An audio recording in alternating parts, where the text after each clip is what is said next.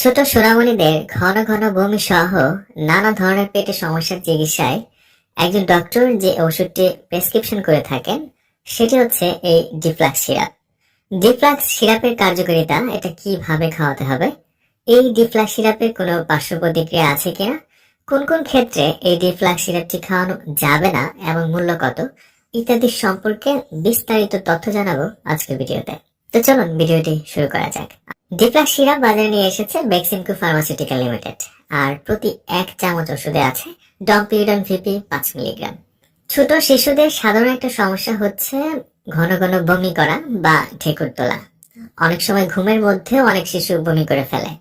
এরকম বমি বা বমি বমি ভাবজনিত সমস্যা শিশুর নানান কারণে হতে পারে।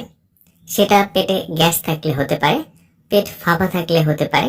এই ধরনের পেটের সমস্যার চিকিৎসায় একজন ডক্টর এই ডিফ্লাক্স সিরাপ খাওয়ানোর জন্য সাজেস্ট করতে পারেন।